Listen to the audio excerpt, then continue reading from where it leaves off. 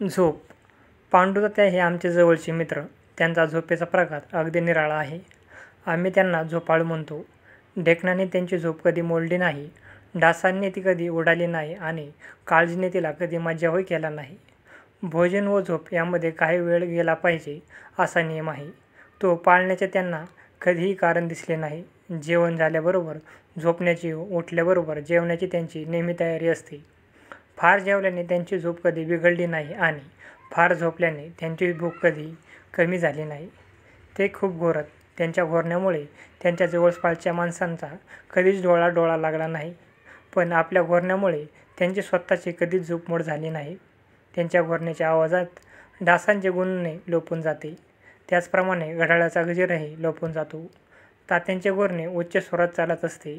त्या स्वरात कुत्र्यांचे भुंकणे व गस्तीवाल्यांचे साधिये दोन्ही गडप होतात. त्या स्वरांमुळे शेजाऱ्या-पाजाऱ्यास रात्रीच्या वेळेस परस्परांशी ओरडूनच बोलावे लागते. भर उन्हाळ्यातही त्यांना घराची सारी दारे व खिडक्या लावून व कानात बोळे घालून निजावे लागते.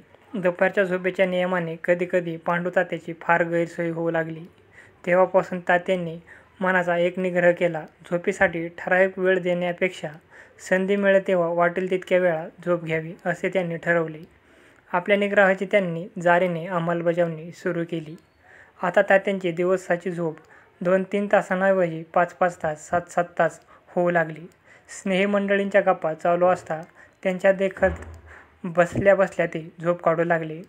मधून ते ज्या डुलक्या घेत त्यामुळे त्यांच्या सोबत्यांना असे वाटे की त्यांनी नुसते डोळे मिटून घेतले आहेत आणि त्यांचे गप्पागोष्टीकडे पूर्ण लक्ष आहे. इतकेच नव्हे तर ते मान हलवून मान्यताही दाखवतच आहेत. एखाद्या वेळी वाद भरास आला असता तात्या दोन्ही बाजूंच्या म्हणण्यास सारख्याच जोराने मान हलवत दिसत. ते पाहून त्यांच्या निपक्षपातीपणाबद्दल सर्वांना कौतुक वाटे. आता रात्रीची जागरणे करण्यास तात्यांचा विरोध नाही. ते इतरांबरोबर गाण्याच्या बैठकीत जात आणि तिथे आपल्या घोरणाने बाजाच्या पेटीची साथ करत. तात्या बैठकीत श्रोते म्हणून जात खरे, पण आपल्या घोरण्याने इतरांना श्रोते करून परत घेत. मोठमोठ्या गवयांच्या पहाडी आवाजांची त्यांच्या घोरण्यापुढे तेच पडत नसे. आगगाडी पकडायची असली म्हणजे तात्यांच्या जीवाची धांदल विचारू नका. जेवणानंतर लहानशी डुलकी आली की सारा घोटाळा व्हायचा. या गाड्यांचा वेळ नेहमी गैरसोयीचा. जेवण झाल्यावर जरा स्वस्तपणे पडू म्हटलं तर सोय नाही. झोपेच्या वेळी गाडीने स्टेशनवर येता कामा नये असा नियम सरकारने करावा असे ते म्हणत. तात्यांना मोठ्या शिकस्तीने गाडी सापडली तर ते वेळेवर मुक्कामाला पोचतील याचा मुळीच नियम नसे. ते झोपेच्या भरात नेहमी मुक्कामाच्या पुढे 2-3 स्टेशन जायचे.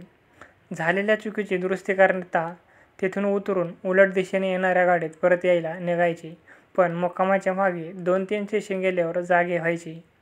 हा प्रकार घड्याळाच्या लंबकाप्रमाणे 2-3 वेळा झाल्यावर मग कुठे त्यांना मुक्कामाचे ठिकाण दिसायचे. एकदा ते मुंबईहून पुण्यात जाण्यास गाडीच्या कल्याण स्टेशनवर वाट पाहत बसले असता नवे निजले असता त्यांच्या लागोपाठ 3 गाड्या चुकल्या. दरखेपेस गाडीने निघण्याची शिट्टी फुंकल्यावर तात्या जागे व्हायचे. तिच्या मागे दुम ठोकूनही ती हाती लागत नसे हे कळून आल्यावर हात हलवत परत यायचे. पुढील गाडी अजून अवकाश आहे, तितक्यात आणखी एक झोप काढायस हरकत नाही असा भरवशाने ते पुन्हा लवंडायचे. पण पुन्हा तसेच घडायचे. 3ऱ्या खेपेस तर डोळ्यावरची झापड पुरती उडालेली नसल्यामुळे ते गाडीच्या मागे धावण्याचे सोडून उलट दिशेलाच धावत सुटायचे. 4थ्या खेपेस गाडी सापडण्याचे कारण एवढेच की त्यांनी गाडी येण्यापूर्वी आपल्याला उठवण्यासाठी हमालाला बजावले होते. उठायला उशीर झाल्यास जेवण तयार आहे हा मंत्र कानात उच्चारायला त्यांनी त्याला मुद्दाम सांगितले होते. तात्याने अलीकडे तर केव्हाही झोप यावी अशी सवय जडवून घेतली आहे. ते बसून झोप घेतात, उभ्याने झोप घेतात, फार काय पण चालतानाही झोप घेतात. त्यांना पळत झोप घेताना मात्र अजून कोणी पाहिलेले नाही.